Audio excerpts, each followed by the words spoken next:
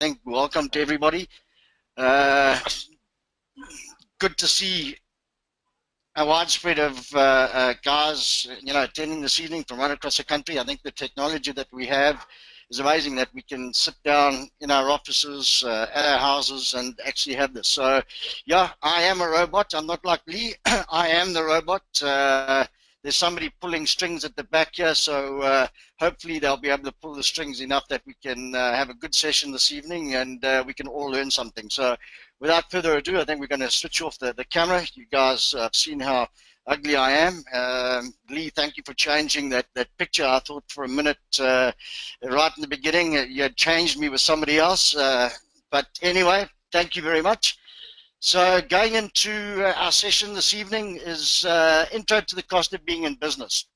I think it's been a topic that's been discussed, and we need to just get down to the nitty-gritties just to understand where we get to this cost and how do we get to what we charge. But just to introduce myself in terms of the objective, our objective is to dissect the true cost of being in business, empower and equip service technicians, frontline administrators, enhance service level standards, increase profitability, and the course will cover a variety of topics, and interaction is encouraged. As Lee said, we're looking at everybody can learn from each other, so questions are encouraged in terms of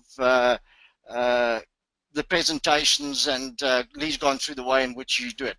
But I think the first step is for me is always a positive, to see individuals that want to be a part of this, to get an understanding of where we are. And I think just to touch on that, this is guidelines that we actually have.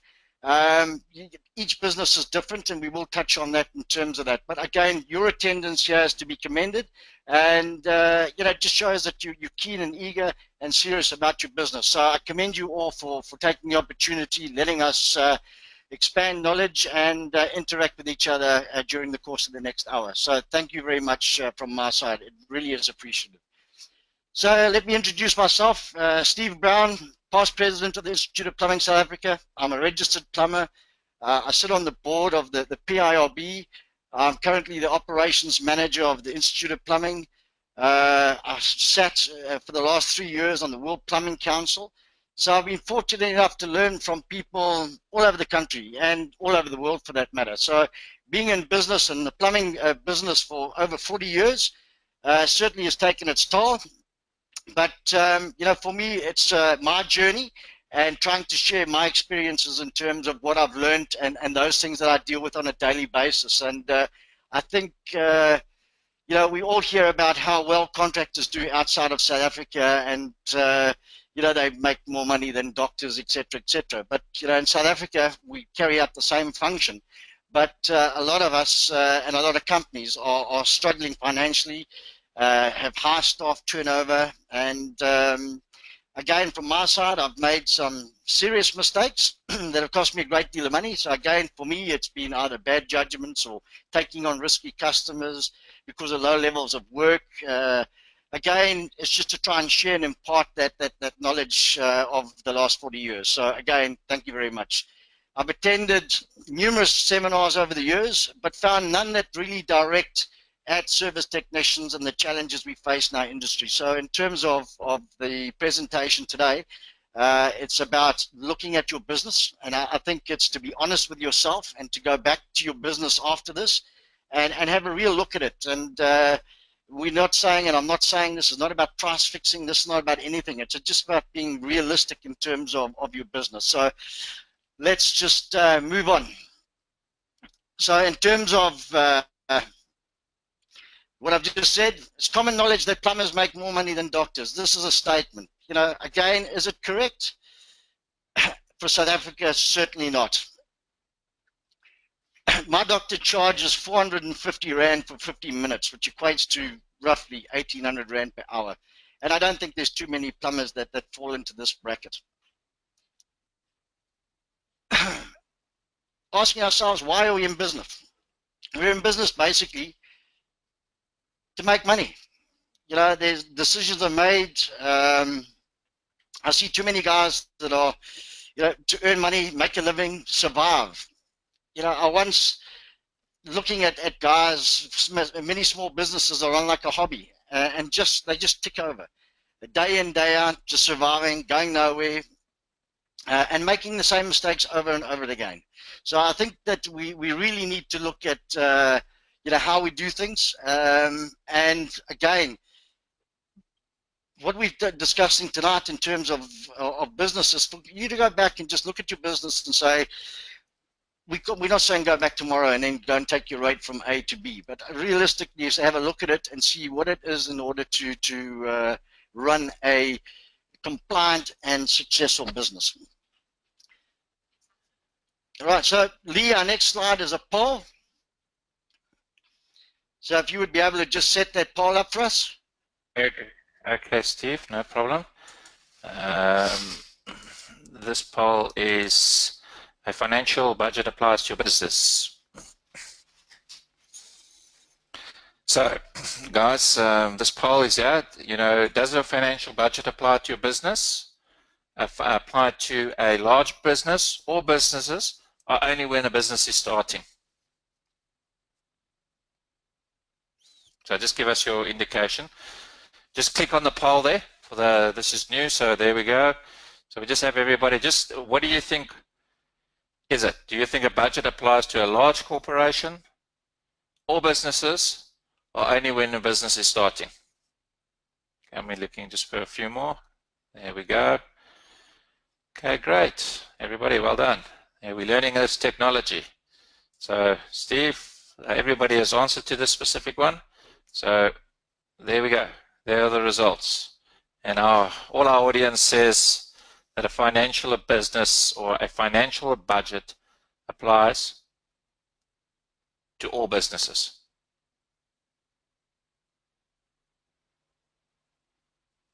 Perfectly. I think, as you would say, our job is done. We can close up now and get going. I think everybody understands what it needs to have in a business. I think that's great. 100% in terms of the budget, and I think that's key to any business, is basically getting that budget going.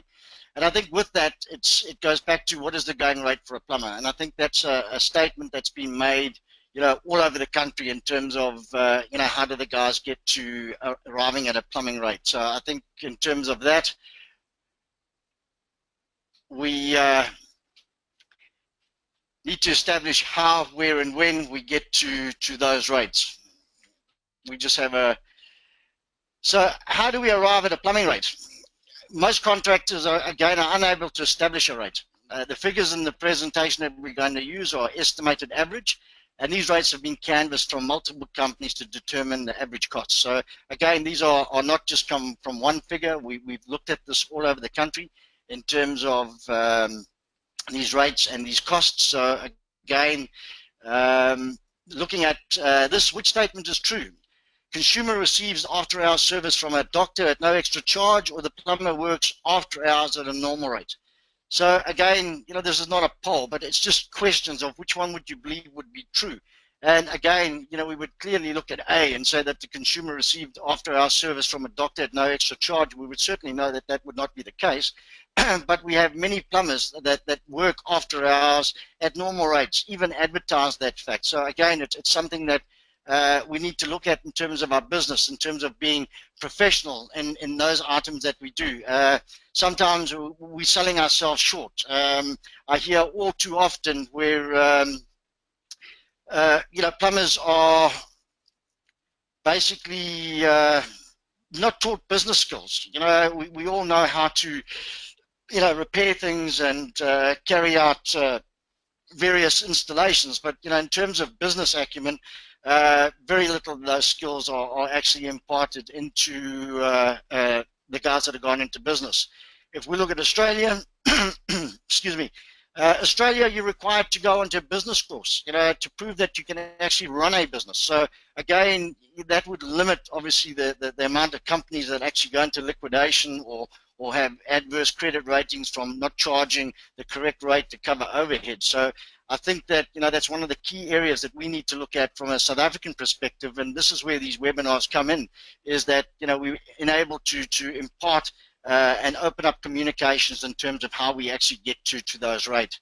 A lot of contractors that I speak to throughout the country, just feel that they're working to pay others a salary. I think for me, I worked 4 days, and Friday was chase money for wages. It was just continuous battle trying to get paid, and we always have the delayed payments and no payments and the post-date and praise, the PDP checks that would come in.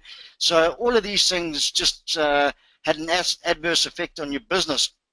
And again, looking at today's technology, from the banking sector or from our suppliers, having an adverse credit rating just doesn't help you when it comes to getting finance or whatever. So these are type of things that we need to look at in terms of how we get to that.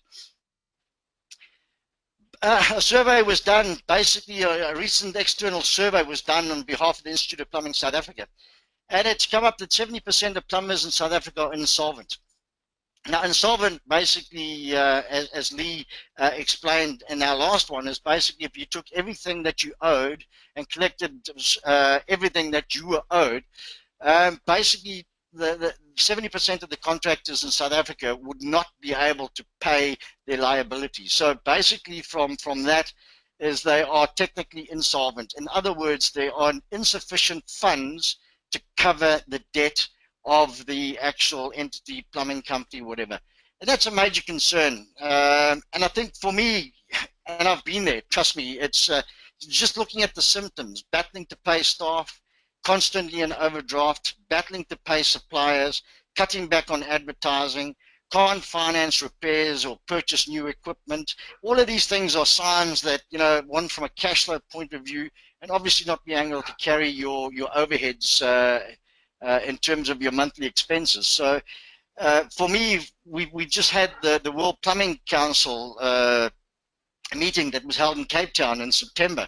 And, for me, looking at the attendance from local sort of plumbing contractors throughout South Africa, this was a prime opportunity for the plumbing fraternity to go and rub shoulders with international guests, listen to international speakers, and learn and just, understand where we're all coming from.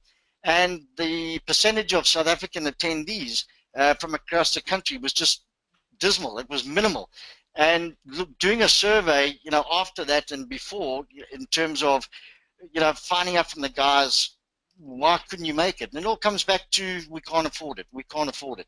And that affordability comes back to, again, the rates that are being charged. So for me, I've seen guys at 180, I've seen guys at 200, I've seen guys at 700. So it's a widespread in terms of what the guys are charging.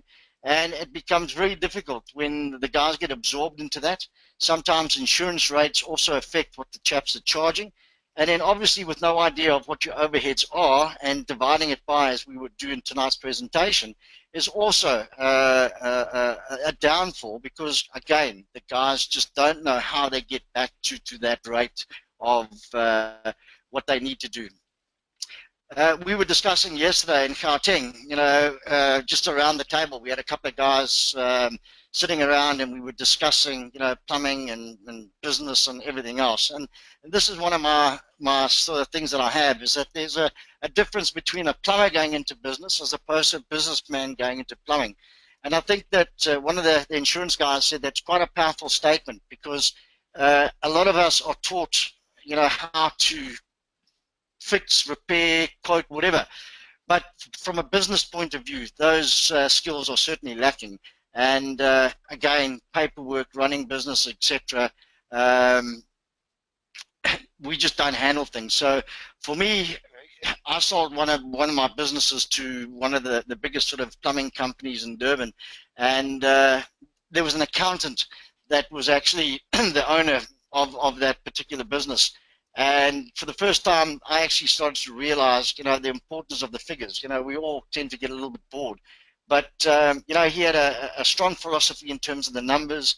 I used to call it a post-mortem, but at the end of every month, we would do a post-mortem on quotes and jobs that we had done and analyze, where we were making money, losing money. So it was a huge process in terms of post-mortem. But it gave us a good indication of where we were in terms of budgets and where and how and what was in that budget and what our true cost was. So again, having spent the first 10 years of being in business and educated by the University of Hard Knocks, this for me was a major sort of eye-opener in terms of business, because being a great plumber, it doesn't necessarily mean to say you're going to be a great businessman. And I think I myself personally made huge costly mistakes, as I said earlier. So I think it's a time of learning, and I just certainly wish that I had something or this type of format in which to add value and have a door open to actually look at, you know, my business and everything else. So yeah, after 10, 15 years, it was certainly an eye-opener to work with an accountant, and we sometimes think that yeah, the bean counters are just that, bean counters, but there's a lot of value that we can obtain from that, and it's one of the key things that us as plumbers tend to shy away from. So hopefully this evening we'll have hopefully change that mindset, and with you guys having your budgets in place, certainly on the right direction. But again, as I've said earlier, excellent tradesmen will not necessarily ensure that you'll be a successful businessman. I mean, that for me was a statement that had I listened to my dad and stayed in school a little bit longer, it might have been different. But I knew everything. You know, that's why I was employed so early. So you know, I knew everything in terms of business and everything else. So that's where we go. It's a known fact that the vast majority of businesses fail in the first 5 years. It's therefore imperative that, you know, we do feasibility studies. Businesses are started, you know, for various reasons. You know, we get the hell in with the boss. We're not getting paid enough. We do various. We get unemployed, or we have a good idea, but we're really not serious about what we need to have in terms of our business. And we look at what the guys get paid, and we look at what we've invoiced, for example, and with, you know, I'm making a fortune, I'm just going to go and start my own business. But I think it's key in terms of planning, feasibility studies, business plans, you know, what type of business you're in. And these type of things we touch on in terms of, you know, our customer service ones that we have. And just as a note, if you guys have downloaded the Plumbers app, that also calculates in terms of your call-out fees. So, you know, as an add-on to this, there is a course, if you guys haven't attended it, I think it's a good idea to actually link these two together, where you can actually go and establish your call-out rate in terms of your travel, and it breaks down in terms of your petrol, your labor, everything else. So just make a note of that. If you see that course coming up again, just make a note of that one, because again, very interesting in terms of how that's broken down, and certainly very educational. So again, just to touch on planning ahead, you guys are in business, but a lot of guys don't have these things. You know, registering your business with SARS, meeting all the compliance in terms of workman's compensation, unemployment funds.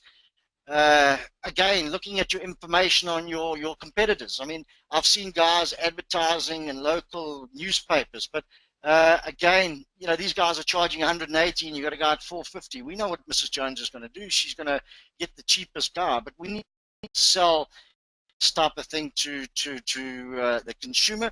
And look at your target market. I've seen too many guys that are trying to be everything. You know, they're doing construction and they're doing this and everything. So again, for me, it was trying to just focus on, you know, where my target market was, where I could go. And I certainly, you know, didn't compete in terms of price. I looked at it rather from a service point of view. So again, just one of the add-ons that I received from the accountant, and we'll touch on it later on, is that he had a statement: cost is fact and profit is policy. In Johannesburg, when I was doing a bit of a seminar there with the guys, how many times have we been on site for 2 days? We've got all of our information together, got all the invoices, and we start calculating what it costs us to do that job. And when we get to the final figure of X, we take a deep breath and go, geez, she'll never pay that. You know, again, from the accountant's point of view, and how we should be looking at it, is that's the cost. If it costs you 10,000 bucks, that's the cost. You can't go away from that. It's a cost. And then why are we in business? To make a profit. So therefore, cost is fact, profit is policy. We are not out there to do things for nothing. So again, it was a statement that rung true for me, and going forward from that, going back 20 years ago, is that was the philosophy that I had in terms of business. Cost is fact and profit is policy. being compliant costs money. We all know registration with SARS, UIF, everything else. A lot of guys run their businesses without these things. And yeah, they are certainly putting themselves and obviously the consumer at risk. So with the Consumer Protection Act out there and everything else, we need to be able to justify how we get there. You know, if somebody had to turn around and say to you, how do you get to 500 Rand or 600 Rand an hour?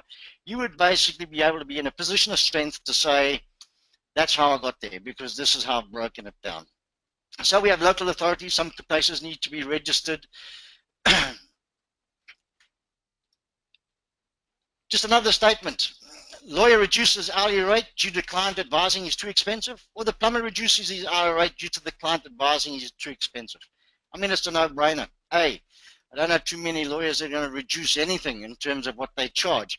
But the amount of times that I've heard plumbers giving money away, whether it be because of a complaint or discounts because they need money in by Friday and passing discounts to various people just to get the money in the bank in order to pay costs. There's the prime thing. We're not looking at this from a professional point of view. I've also had a couple of guys that are purchasing materials with no markup. I mean, again, it goes back to that statement, cost is fact, profit is policy. I mean, if you're buying it, you're transporting it, you're doing it, you're entitled to it. You're entitled to a markup in terms of your materials. Charging less, yeah, it's going to keep you busy, but it's like eating soup with a fork. Keep you busy, but eventually you're going to starve. A lot of contractors are spending turnover and not profit. So these are the type of things that we need to look at in terms of our business. So again, for a small business owner, and paperwork is one of the crucial aspects of running your business, is understanding what your costs are, where your daily costs are. And for me, in terms of IOPSA, which is a large part of my function there, is dealing with complaints and assisting contractors. And more, I'm finding that the consumer actually has more information than the plumber has. So as an example, the consumer's kept the times of the plumber arriving, what time he left, how long he was there for, etc., etc. And the plumber has got no idea because he hasn't kept that paperwork. So when it goes to complaint and arbitration or whatever, and you stand in front of the consumer, they have all of the information, and it really is difficult to try and win some of these battles that we have for the plumbers because they haven't kept up to date in terms of their paperwork, etc. So Lee, our next slide is a poll. Yeah, I can concur with you on that specific one. You know, the amount of, you know, when we have, even from the PRRB's perspective, the paperwork with plumbers out there is shocking. And it's your first line of defense. It's your first line of defense in anything from that perspective. I mean, it's unbelievable. I mean, you can't believe how shocking the paperwork is. Anyway. Okay, so that next poll, a budget should be created based on, is that the poll, Steve? Is that correct?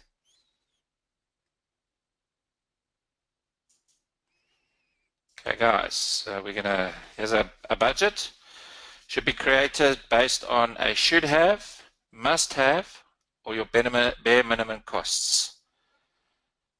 Your budget, or a budget, should be created based on a should haves, must haves, or bare minimum costs. So put your answer in. What do you guys feel?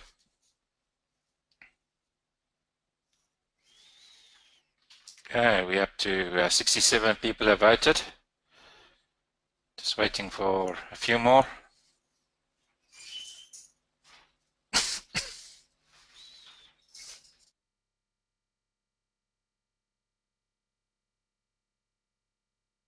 Okay. Okay, we have everybody voted in now, so I'm going to close the poll, and I'm going to give a bit of a share there. So there we go, we can have a look at it. A budget should be created based on should have, 33%, Steve, and 67% said must haves. Okay, Lee, again, very interesting in terms of how that's come through. Again, a large majority of the guys at that 67% in terms of the must-haves. and then that 33% in terms of the should haves. Now, again, with no disrespect or trying to, offend anybody, I think I just want to share an item of a friend of ours who established a business, spent over 20 years in terms of his creating this business and generating this business. And, as we go into our discussions going forward, we'll see types of things that we have with like income protectors or whatever. And obviously, that was ticked as a should have. And unfortunately, when this individual got sick, it put that whole business at risk. So it was family, it was business, everything. Because again, basing the business on the should haves rather than the must haves. So again, I understand the concept of the should haves. I mean, we look at things and we go, that's a nice thing to have, but it costs money and it'll increase my rate, and how do I do that? So I think, going forward, we'll look at the budgets and, see how that works out. But I think the key thing is when we come up to the budget is go back and look at your business and see how you structured it and how it is. So again, I always say it's trying to be open with yourself. It's like an honesty thing where you can actually sit down and really look at your business. And as we had in our last webinar, is the guys are saying we'll never get that, we'll never get that rate, etc., etc. And I think that's one of the things that hold us back is that word, oh, we'll never. We create self-doubt in ourselves, and I think that we need to look at our businesses as being professionals. We are very professional. In some parts of the world, even bring us into the same bracket as like medical practitioners. I mean, if you look at what plumbing does, for mankind, for longevity of mankind, what we do is seriously important in terms of health to the community, to all South Africans. What we do is critically important, and I've said at my webinars is that the plumber brings life into a building. Without water, there would be nothing. That building would be absolute shell, would be harmful, would be uninhabitable, and then we take death out. And what is that death? It's all of that waste water. So if you look at how important we do and how critical it is in terms of our trade, we certainly don't hold ourselves up where we should be in high esteem. And I think that that's something we need to change. And through different webinars, that impartation of knowledge is certainly going to add value. And I think the sooner we all realize that we're being held back by the negatives and look at ourselves from a positive, things will start to change.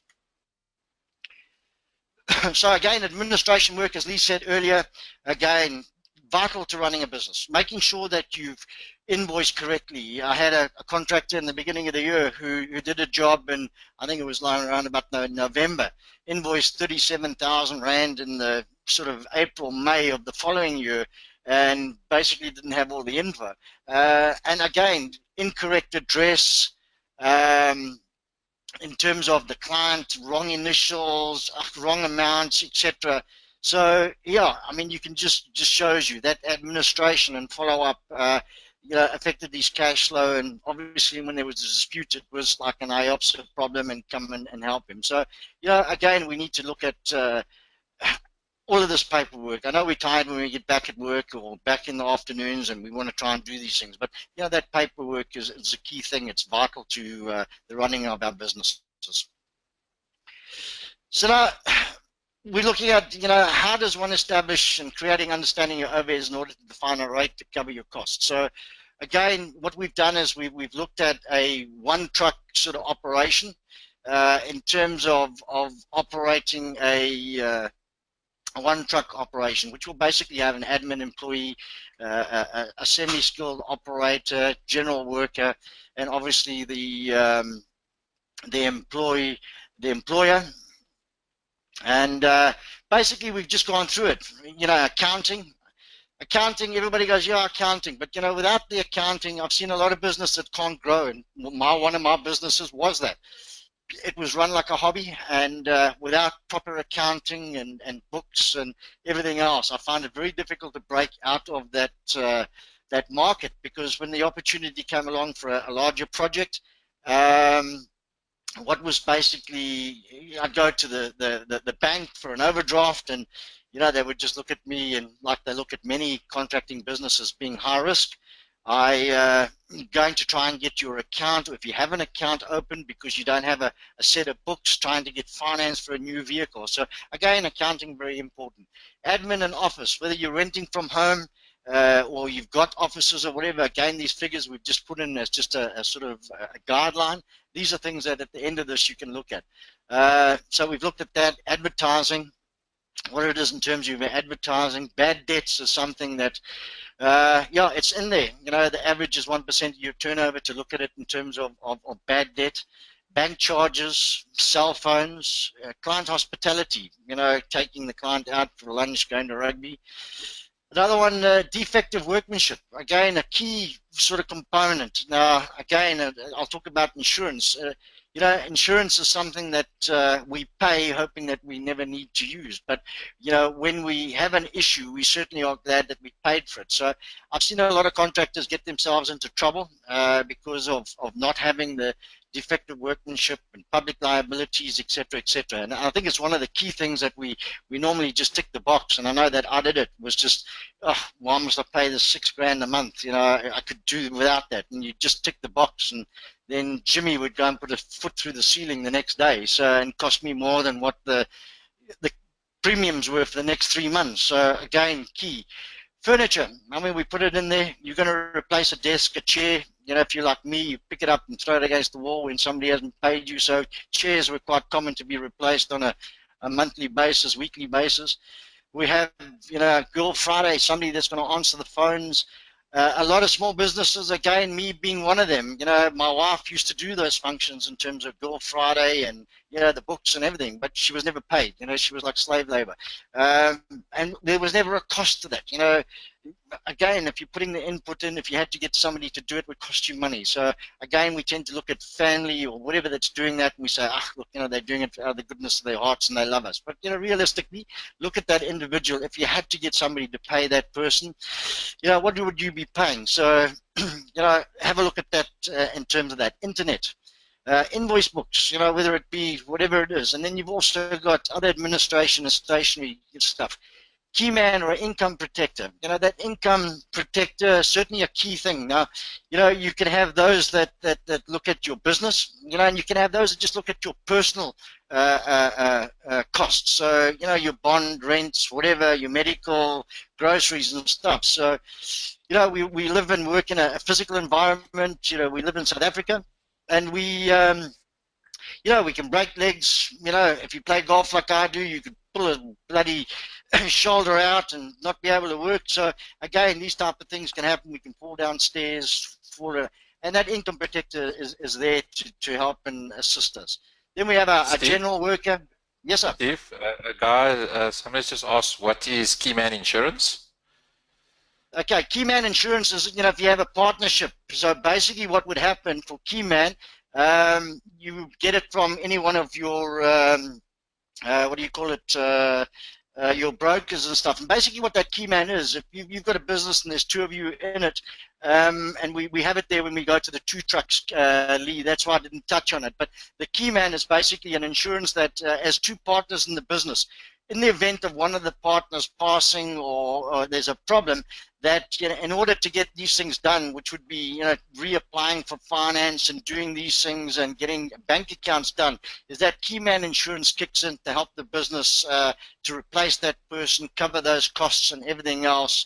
Obviously payouts, if you're going to have to pay out, like for a partnership, for example, that goes to a family, that they've sort of, the insurance policies have covered that, where you find 50% of the value of the business to pay this over to the family in the event that the partner's died. So that's what that Keyman covers, Lee.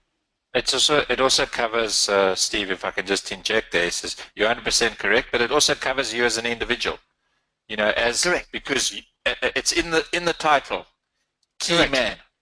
Correct. You are insuring the key man in your business, be it yourself Correct. or your partners. Correct. So I think it's something that we don't, again, you know, we all look at insurance and retirement annuities and these type of things, Lee, and again, I keep saying it, but, you know, traveling all over the country, you know, I'm finding contractors that are having to work till 55, 60 on the tools because they haven't made provision for their for their retirement. I mean, this is it, and we've got to look at it. If we don't make a lot of money out of our businesses to set us up for our retirement, then we're looking at a government pension, I think, of around about 1,400 Rand a month.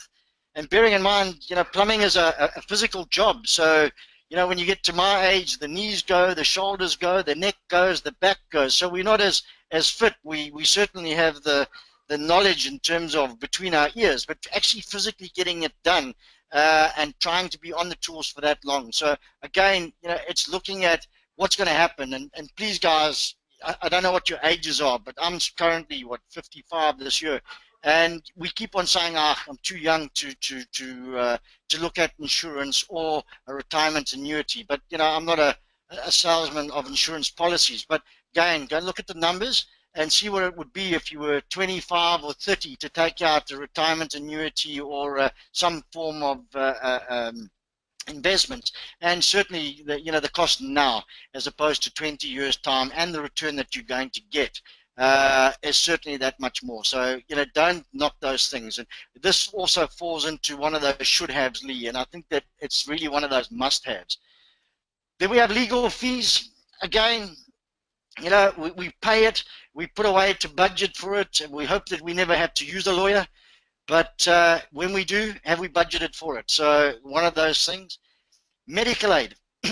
If I had 10 Rand for every time I go to a seminar or a workshop or an IOPSA meeting and I talk about medical aid, and I ask, in the room of 60, 70 guys, whatever, and I ask for a hands up on who's got medical aid, it's shocking to see the amount of guys that are operating businesses, self-employed, that do not have medical aid. And that's, again, putting your family at risk, putting everybody at risk without having it. Just as a education and a scare tactic, just go down to one of the government hospitals where you'll have to go if you don't have that medical aid, and just go and stand in the waiting room and have a look and see what you're going to be up against. And I was reminded of that a couple of weeks ago with a friend of mine whose daughter's just given birth to twins. Yeah, and it's scary in terms of how this is. So look at that from a very big, hey guys, that's a wake-up call if you don't have it. Your office, if you're paying rent, office equipment, again, this is fax machines, it's it's computers, it's whatever it is, but you need to have that allowable. We get into petrol, and again, I'll put it in here because we're not looking at from the call-out fee, which we'll touch on later. But just have a look at that. When you go look at the call-out fee, it slightly changes this sort of perception of what we have here. But I've allowed petrol in there, and that's a variable. But you've got plant, you want to repair tools, replace tools. There's also the owner. And here's a big one. Most of us that are running our businesses run on what's left. We've paid everything, if we have been able to pay everything, and what's left is ours. But, you're an employee of this business, if you're a CC, wherever it is, so you're entitled to earning a salary. So we put a figure in there, 18,000 or whatever it is. But a lot of contractors that I deal with, they're not even in that book. They're paying themselves out of what's left over. And again, it's not giving a true reflection in terms of what you need to charge per hour. So again, go back and look at it. What is your value? And again, looking at your household expenses, school fees, medical aids, rents, electricity, all of these things become a big number in terms of what you need to be paid. Then we obviously have the semi-skilled guy. Another one is product insurance. Now, I've got product, but it should be product insurance. We put a value in there. And guys say, well, what is product insurance? So let's look at it hypothetically in terms of we have public liability, defect, or workmanship.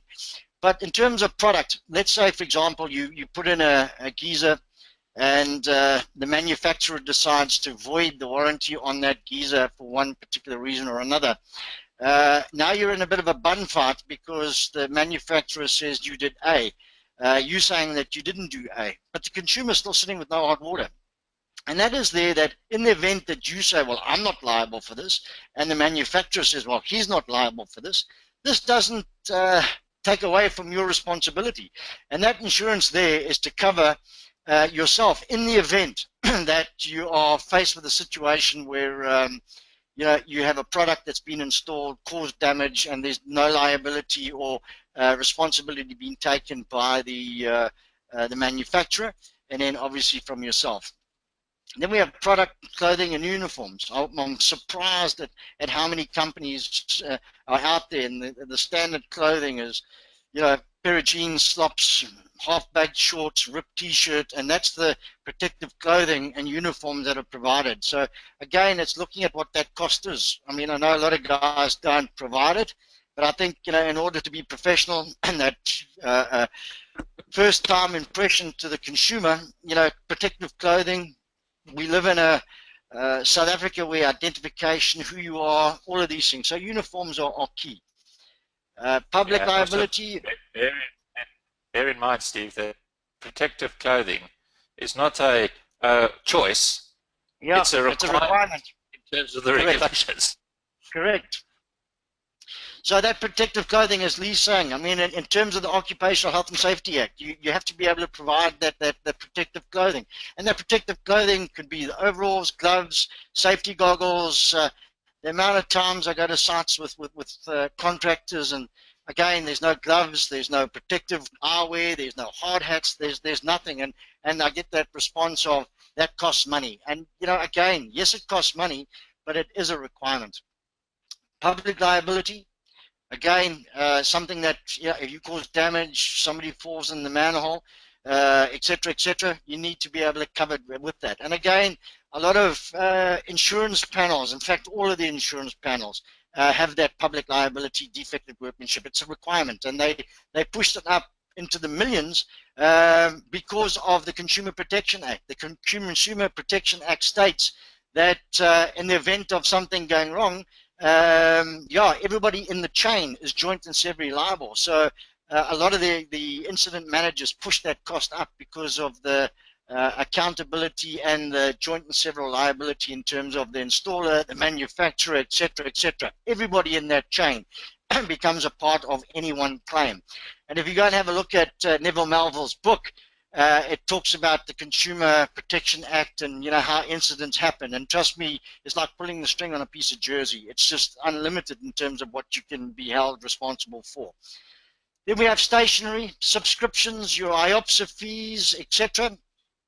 Telephone, training, you know, these webinars, training your staff, then obviously your vehicle and vehicle insurance. So all of these type of things need to come into play, which gives us a figure of, if we take that at 62,910 Rand.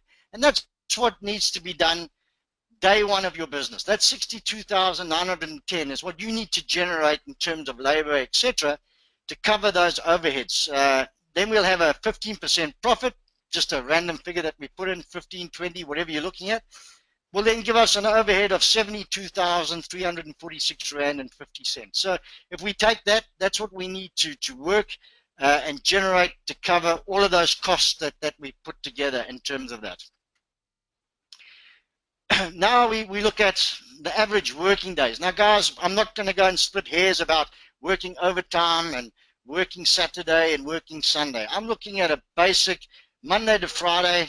You know, we don't all like working weekends unless we get paid double time and triple time. But basically, we're looking at 21.6 days per month. That's the average that we would work in a month. Then we've got our overhead. So we'll take that 21.6, divide it into our overhead of 72,000, which gives us an overhead per day or a cost per day that we need to sell, which gives us 3,349 Rand and 38 cents. So basically, that's what we're looking to generate on a daily basis to cover our overheads. But now we can work back to an hourly rate.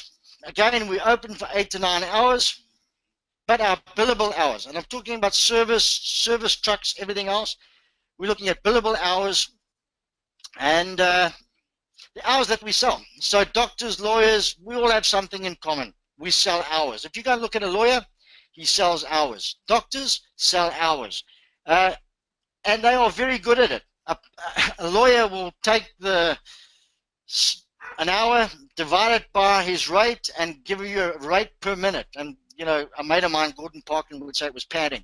But basically, for everything they do, whether it be typing an email, sending it off, it goes back to minutes. We're taking it back to billable hours. But they take it back to minutes. Look at a doctor. Again, 15-minute session costs you $450 or whatever it is. And you know, how many times have you gone for a 6 o'clock appointment or a 7 o'clock appointment, and there's somebody else and two others sitting there with the same time as the appointment as you, but they know how to charge, and that's what we need to look at. So we have lost hours, we have travel, we have quotations, spending times at suppliers. So our average in terms of service vehicle is 4 to 5 billable hours a day. So again, we look at our overhead divided by our billable hours, which gives us an hourly rate of 669 Rand and 88 cents. So that's what you need to do in terms of the hours that you sell. And I always look at this, a good friend of mine, we associate that back to golf. You know, when you play golf, for those of you that play golf, and I'm not one of those, although I attend quite a few of the golf days, but basically it's like getting to hole 1. It's a par 4. You've got 4 shots to get it in the hole. And basically that's how you look at your business in terms of, right, today, day 1, I need to invoice 3,349 Rand. If you've done that in that day, you're on par. The next day you might end up with doing 4,000 Rand. So you're under par. And the next day might be a bad day and you only do 2.5. But it gives you an idea of where you're going in terms of your business, in terms of the hours that you've sold, and gives you an indication of where you're going. And it's all at time, it's right there. Same day, you've got all of that info. So if we look at that rate, it'll give us a profit, cover expenses, produce a profit. I haven't looked at material. That's a variance. I mean, again, you could look at, you know, you could do tap washes all month or replace taps or 1 or 2 geysers, but the material is definitely a variance. So we've left that out, and that would be up to your accountant to look at it, and when your management accounts at the end of the month are produced by the bookkeeper or accountant. Lee, we've got our next poll. If you wouldn't mind putting it up for us. Okay, Steve, no problem. Here it comes. Okay. So the question is, guys, the majority of plumbing companies within South Africa define their rates based on their opposition, define their rates based on the true cost of being in business, or do you think they base their rates on the insurance company set rates? So how do you think that the majority of plumbing companies in South Africa get their costs?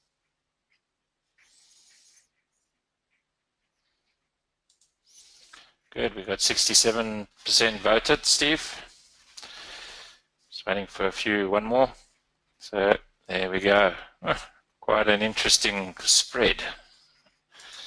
So everybody's voted. I've closed it off, Steve, and I'll share it with everybody. So we actually got a 1/3, 1/3 split. Bloody hell, there's a difficult one. How do you answer that? Is everybody right? Yeah, that's a tough one, isn't it? Yeah, that's a tough one. Yeah, yeah, but it's one. All right, I think. Define their rates based on the. Okay, but if you look at that again, define on opposition. You know, again, the last one that we had, that struck at the highest. I think it's interesting today in terms of where it is, but that struck as being the highest one. People asking, you know, what do you charge? And you know, I'm 400, you 200, I'll go 300. I'm in the middle. So again, very interesting stat in terms of where that was at our last one. Again, we had very few, basically, guys looking at, you know, what their true cost of being in business was. And then insurance rates also came in as a factor. The guys were using that as a yardstick, as being, well, if the insurance companies are charging that, then they must have done exactly the same exercise that we have in terms of defining that rate. And guys, do not be suckered into that one. So Lee and I spread in terms of where we are in terms of looking at that.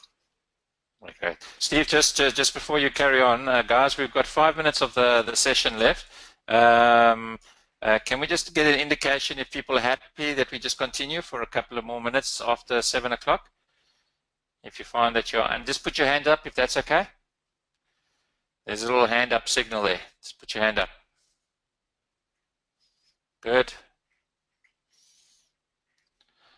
Okay, great. Thank you very much. Thanks, Amos. Right. Okay, thank you very much. Steve, everybody's happy? Let's Wonderful. we Thank can you, move guys. forward. All right. Again, this is just a statement that I put through, just to try and I put these up here just to ask and get us to think in terms of, how we run our business. And again, here's a statement, that you would, make it a true or false, but architect amends drawings free of charge, or a plumber amends work at no extra charge. And I think, again, it goes back to A, is that, architects, professionals, they work like that. They look at a cost as fact, profit as policy point of view. And again, I find too many of the plumbers looking at trying to be, when I say accommodating, if we can use it that way, but when it starts costing you money and you start doing these things for nothing, it starts impacting on your bottom line. And I think one of the questions that came up at our last one was, quotations. Do you charge for quotations? And should we be on site, or what about these free quotations? And I think that, that cost as fact, profit as policy issue comes into play. And I think Lee added at our last webinar is that, if there's a cost to your business and you're out there, how do you deal with it? So again, I would have an assessment fee, or a call out fee, or a service rate, or a service call. And it was basically, if you accept my quotation, then I would remove that from the quote, and then it was free. But I was tired of going to plumbers conventions in terms of Mrs. Jones phoning 10 people to come out there. So just look at your business and see how you go. And from a call-out point of view, I was told I'd never get the call-out fee right in Durban. It'll never happen. But, we managed to do that and change the mindset. So just in touching that, so we've reviewed our monthly budget, estimating. However, we've got to consider other factors that give us a true reflection of our rates. So looking at those factors, what are they? So again, additional factors are public holidays. South Africa's got possibly the most public holidays in the world. Then we have sick leave, bonuses, leave pay. All of these type of things come into our running of the business. So if you look at just the public holidays and then add in the additional ones where it falls on a Tuesday and we don't work, the Wednesday or the Monday rather, all of these things come in, and it works out just in terms of that. These are days that we're working, but we don't get any income. So again, we're all entitled to leave. Being a business owner, time to recharge batteries. As an estimate, we would lose just under 6 weeks of income, with no grace from paying overheads when a business is closed. So again, a lot of guys that I've spoken to, and I was one of them, for years, just couldn't afford to go on holiday, couldn't afford to do this. So, and I see a lot of guys that are self-employed that just can't, I don't know how you guys are, but just to ask yourself the question, when last did you have 2 weeks straight leave or 3 weeks leave? Were you able to close your business down knowing that you've covered yourself? And we have all of these lost days that come in. So again, owners that can't afford to take leave, again, I went for 7 years, and eventually you just get that burnout. And that was one of the reasons why I sold my business, was because again I could get leave, and again if I'd maybe listened to myself or known the info that I've got here. But these are impacts that we have in terms of our business. Then we've got to look at it, items such as provident fund, pension fund for staff, again needs to be looked at. Medical for staff, a lot of our staff don't have medical aid, extra plant, purchasing of leak detection stuff, all of these things come in. So again, we need to look at, our business. I often say that, we all know that crime in this country is a major problem. But I think the biggest crime that we sort of are part and parcel is we rob ourselves. The amount of guys that I look out there that are just giving away, selling themselves short and they don't have medical aid or pensions or retirement or annuities, and even education for our kids. Yesterday at the golf day, we were just talking about my son and my daughter-in-law, and one of the guys I was playing golf at, the cost of education. So for those guys that have got kids that are just going into school or got kids now, looking at it, they want to go to varsity, they want to do this, they want to study this. If we're not making the money, how are we going to do that? So I think, again, we rob ourselves of providing for our families and futures. We all want to own our own house. We all want to live a decent life, but we need to be serious when it comes to how we're going to do that. So again, we've looked at this as being a guideline, and the budgets include the must-haves rather than the should-haves. So again, it's based on that cost as fact and profit as policy. Variances from company. Again, in essence, the budget expenses, some guys have got X and some guys have got Y. So let's looking at applying the principle in terms of where we are. We look at each of the businesses. So we've got our one truck overhead of 72,000. Calculate over a 12-month period, which is 72,346.50 cents. Gives us a total overhead cost of 868 Rand and 100, sorry, I sound like Jacob Zuma now, 868,158 Rand. So that's what we're looking at as a total overhead for the year. So 72,346, which is our annual turnover, 868,158. We're then going to divide that by 10.5 months, which is our lost hours, our holidays, etc., etc. So 868,158 divided by 10.5 months gives us a monthly overhead of 82,681 Rand and 71 cents. Taking that figure, we're dividing it, we're going back to that 21.6 working days, so we take that 21.6 working days, we divide that figure by that. Sorry guys, this thing's just jumping over, so we'll just go back to that, sorry about that. Taking this figure of 82,000, we'll divide it by 21.6, which is our working days, and this will give us a total daily rate of 3,827 Rand and 86 cents, which we're looking at as to be invoiced per day. Taking that, going back to our 5 hours, if you guys will recall, we looked at that average of 5 billable hours per day. So we'll take the 3,827 Rand and 86 cents, divided by 5, which will give us a true hourly rate of 765 Rand and 57 cents. So that is now the true cost of what you should be looking at to charge based on those rates that we have there. And again, we're not saying go out tomorrow and go and just charge 765 Rand. What I'm saying is go back to your business and go and have a look at those things that you have, look at the impact of those items that will change it. In most cases, when businesses are started, price is a key factor, and often based on being cheaper than the opposition, as we've discussed before. Again, dangerous because it doesn't cover sales, doesn't cover the overhead. So again, goes back and makes risk. And again, you know, within our curriculum, we've discussed it before, plumbers are taught within their curriculum business acumen, or plumbers are regarded as professionals. Now, both of those statements are incorrect. We are not taught in terms of our plumbing curriculum business acumen. And again, yes, as much as we would be like to be seen and treated as professionals, certainly that is not the case. And I think a lot of it goes back to, you know, rates, how we operate our business, first impressions, you know, how we are.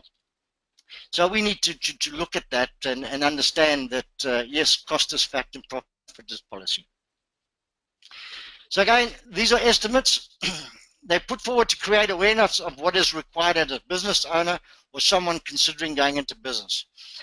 I think you'll be able to build your own rates based on the costs and your own must-haves. So I think, you know, key to yourself and what you're looking for, and basically, again, as I said right in the beginning, be honest with yourself. You know, taking this out, looking at it, but it's look at it and have a plan for your business. How are you going to get to that? What are you going to do differently to get to that rate? Guys said last time they'll never get that rate. With that attitude, I would possibly say yes, but we've canvassed all regions, and there are guys that are getting more than that. They're actually getting more than what that rate is. And they've been in business for 20, 30 years. So when you go and look at it, you know, have a positive, half full rather than half empty mentality. Look at it and say, how can I better my business and what can I do? You know, rather work smarter rather than harder, which is one of the sayings that's there. But in terms of looking at risks and shortfalls, apply the budget to your business, have a look at it. Don't wake up tomorrow and just change your rates, but look at it and see how you can do it. And again, these are based on the established rate. If one is not charging the correct rate based on the must-haves, review your overheads. Have a look at it and see where you can start making some slight changes. And not to punt, but we have a customer care, effective communication webinar that comes up, and we touch on this, in terms of how to get a higher rate, how to move away from that type of thing, looking at service as opposed to price, and basically looking at add-on sales, that type of thing. So for you guys, if you've enjoyed this webinar, then certainly in terms of the Plumbers app, download that if you don't have it, and then obviously look out for the customer care effective communication one. And we also have one which is for pricing small works projects, just to give the guys an understanding of what to look out for downfalls. But be honest with yourself in establishing your overheads. Don't sell yourself short. I think we a lot of us, and I was guilty of one, you do sell yourself short. A lot of times we don't even know how to ask for our money. So I think that's, again, one of those business acumens that we're not taught. Build your business and build it on a sustainable business. Based on that comment, and I can't say enough, cost is fact and profit is policy. Have that mindset, write it up, put it next to your desk, have it on your windscreen, but that's what you need to run your business on. Cost is fact and profit is policy. Place yourself in a position of strength when asked, how do you get to that rate? Going through this, having a look at your overheads, you'll be able to stand there quite confidently in front of Mrs. Jones or whatever and say, yes, I actually do know how I get to my rate, and it's based on facts. And that's the thing. Nobody can argue those facts. And I think, again, standing there with a mouthful of teeth going, oh, I really don't know. Or somebody saying, well, I charge 300 Rand, how the hell do you get to that? From confidence. And start interacting with those others that are there at the counter saying that, you can't get this or whatever. Educate them. And I think that's half our problem, is that when we start that education process of the guy, asking the questions, empowering the consumer in terms of, oh, does he have A, B, or C? Is he covered for defective workmanship, etc.? The answer to that's no. So again, base it on the facts, guys. And then, from myself, it's just Lee, we've reached the end. I see we've gone over a couple of minutes, but I just want to thank the guys for that. So I thank you to Bianca, my co-pilot, Lee, and to everybody there.